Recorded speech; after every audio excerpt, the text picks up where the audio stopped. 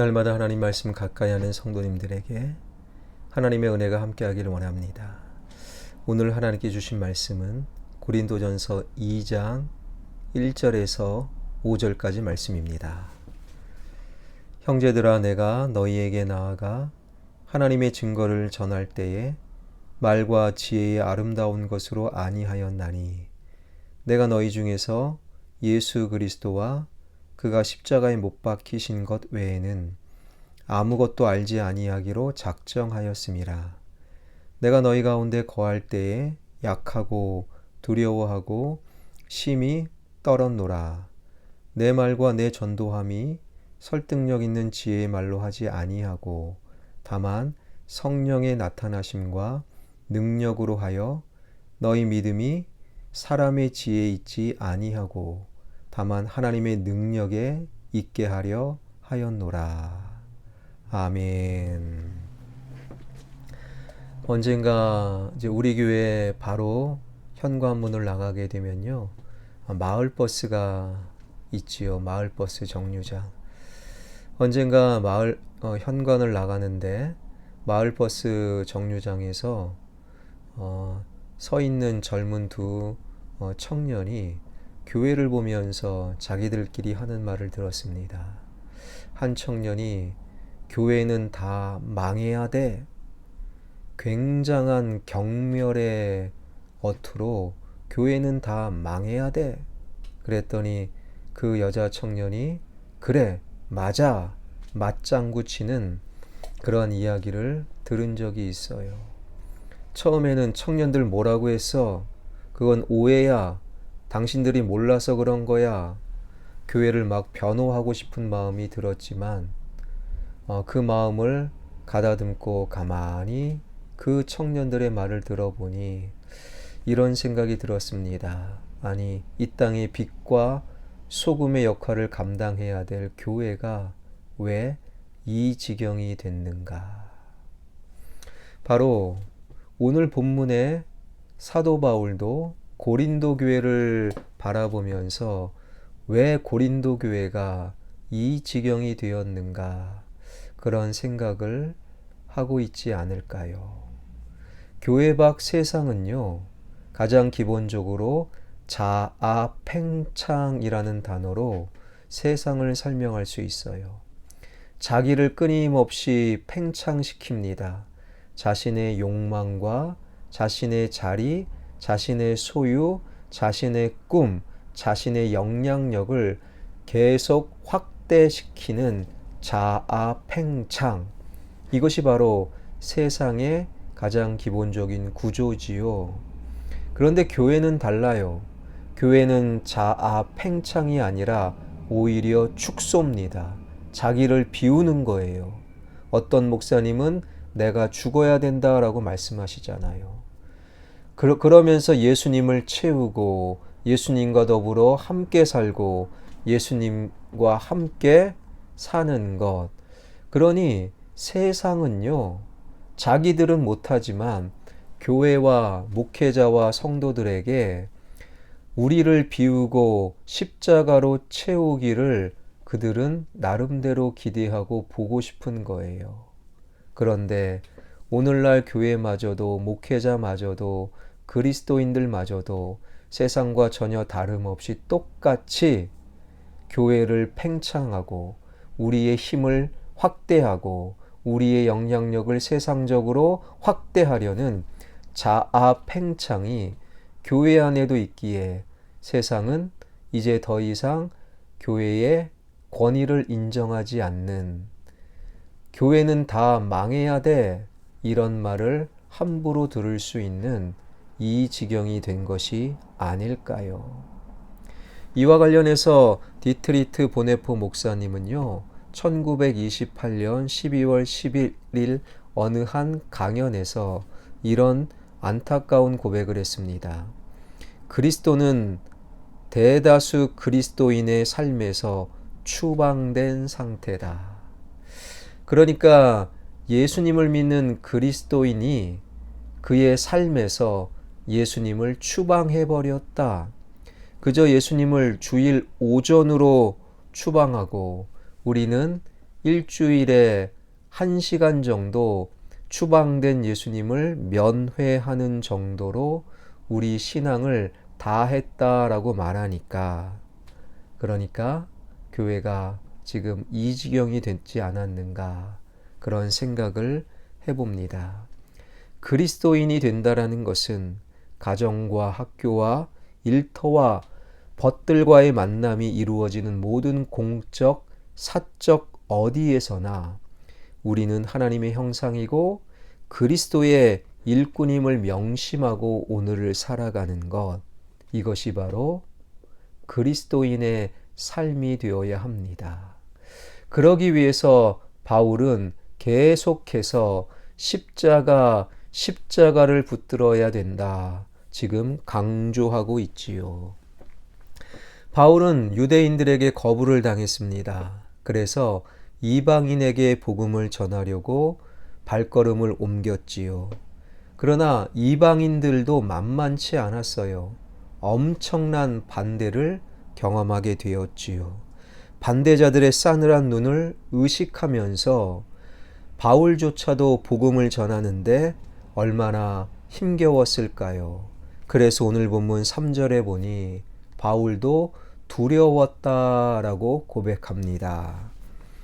내가 너희 가운데 거할 때에 약하고 두려워하고 심히 떨었노라. 고린도에서 사역을 시작할 때 바울도 두려웠다, 심히 떨었다라고 고백하고 있는 것입니다. 이런저런 위험에 직면하여, 그런데 바울이 꼭 붙들었던 것은 바울의 지식, 바울의 말솜씨, 철학적 견해가 아니라 오직 십자가만을 붙들었다. 사도 바울은 그때를 회상하며 고백하고 있는 것이지요. 읽었던 본문 1절과 2절입니다. 형제들아, 내가 너희에게 나아가 하나님의 증거를 전할 때에 말과 지혜의 아름다운 것으로 아니하였나니 내가 너희 중에서 예수 그리스도와 그가 십자가에 못 박히신 것 외에는 아무것도 알지 아니하기로 작정하였음이라. 그리스도인들이 두려워할 때, 그리스도인들이 염려할 때 우리가 붙들어야 될 것은 바로 십자가다라고 성경은 우리에게 권면하고 있는 것이지요. 사실 바울은요, 당시 고린도의 지식인들만큼, 아니 그보다 훨씬 뛰어난 철학적 지혜와 말솜씨를 갖고 있었어요. 그들과 제 아무리 백분 토론을 해도, 말로 논쟁을 해도, 말싸움해도 무조건 승리할 수 있는 말솜씨가 바울에게 있었지만 그것 다 배설물로 여기고 오직 십자가만을 붙들겠노라고 바울은 고백하고 있는 것이지요.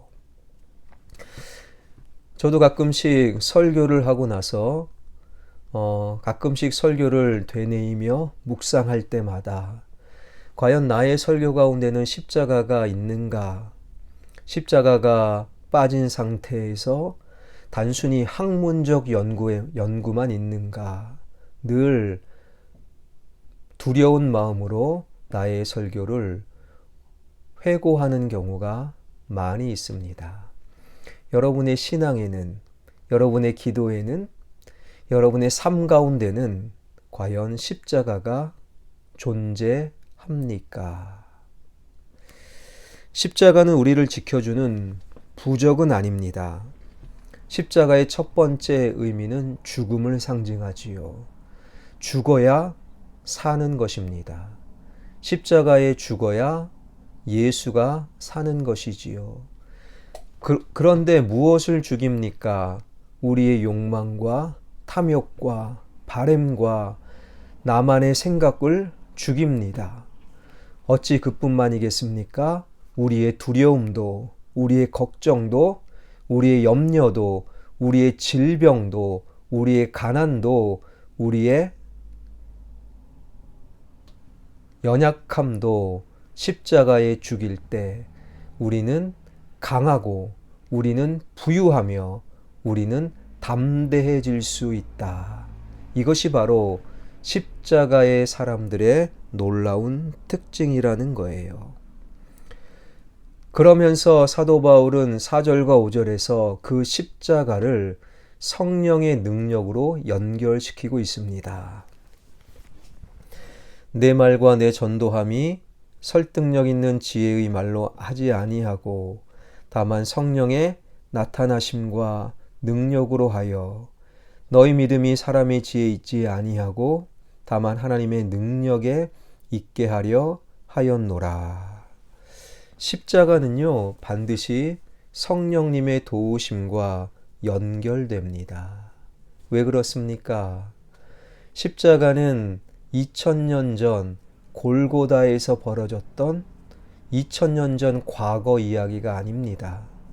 2000년 전 골고다 언덕의 그 과거 이야기를 성령님은 오늘 현재로 바꾸시는 능력이 있어요.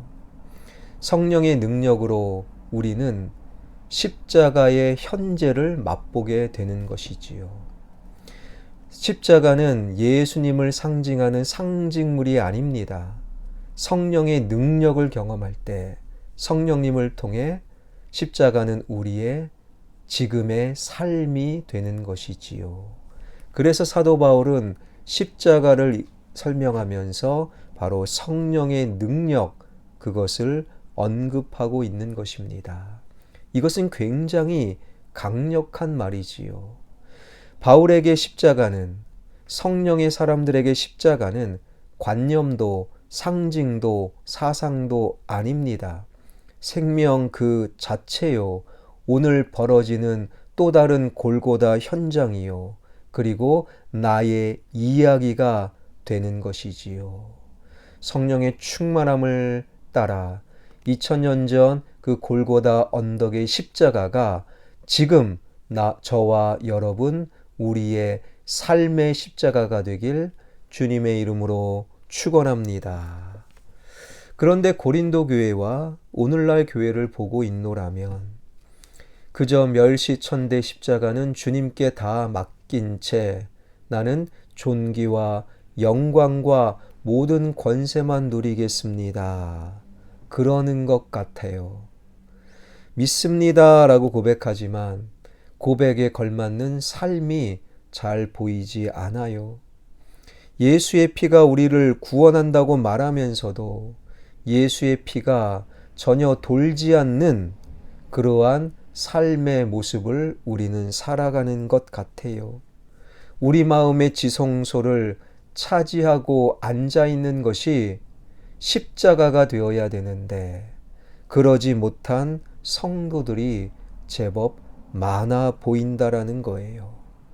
아무것도 가진 것이 없었던 예수님은 자신의 삶을 온전히 하나님의 일에 바치셨지만 우리는 돈이 없어서, 시간이 없어서, 건강이 약해서, 일할 사람이 없어서 아무것도 하지 못합니다. 변명하고 있는 것은 아닌지요. 신앙을 습관으로 그냥 내몰고 있는 것은 아닌지요. 십자가는 목에 걸고 다니는 그저 액세서리가 결코 아닙니다.